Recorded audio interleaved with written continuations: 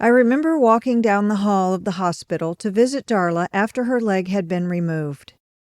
My mother and I had waited a day or two before seeing her so she could heal a bit and get over some of the shock. I was very uncomfortable, literally shaking. Do we talk about her leg? Do we ignore it? We had been to the hospital before, but now everything seemed awkward. Unknown territory. Our footsteps were too loud. The walls were too white. The smells of medicines and cleaning supplies made me sick. My stomach was upset. My heart was racing. When we quietly walked into her room, I couldn't speak. I tried to smile, but my mouth wouldn't work. My smile was weird. She couldn't look at me anyway, so I let the forced smile fall into an expression of concern. My fears for her swirled around me, not wanting to land. My mind raced and I wondered, what should I do? After a while, her eyes slowly slid toward me.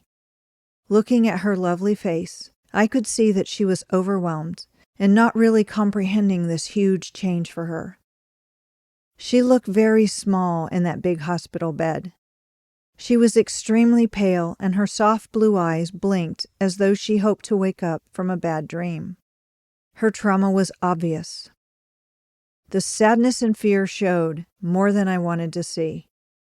I longed to comfort her. I desperately wanted to say, "It will be okay." But how could I?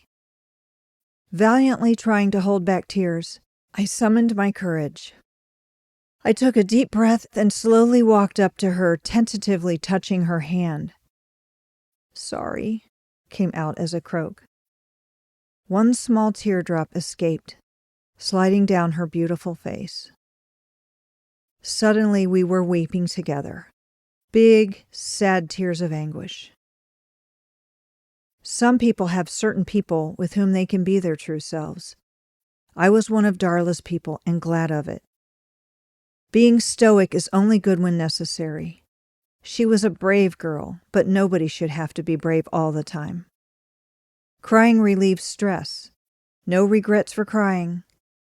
We let out all we could. Nobody wanted to talk about her lost leg. It was on everyone's mind. I didn't want to look at her legs either, but my curiosity was strong. Unfortunately, while walking to a chair, I looked. I glimpsed a leg and a lump of a quarter of a leg under the sheet and looked away. My young mind had a hard time with the reality. Then I found myself staring. It was really gone.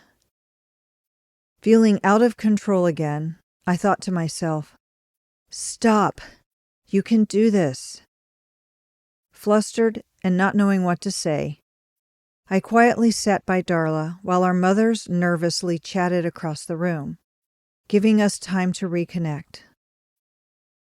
For several moments, we glanced at each other and looked away with a shyness, as if we were first meeting. Then a thought came to me. Was I looking at Darla's body or at Darla? With fresh understanding, I looked at her, and it was okay. Not so scary. It was my turn to give her the gift of acceptance. No matter what she faced, she was still my friend, with a difference. A missing leg. A small change overall. When we think with our hearts, small differences are nothing. Our hearts know better. I smiled at her, and she gave a tiny smile back. The ice was broken.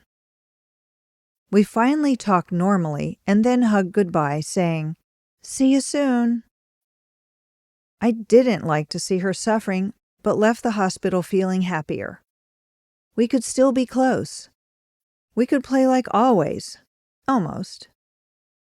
We had hope that her body could now be well.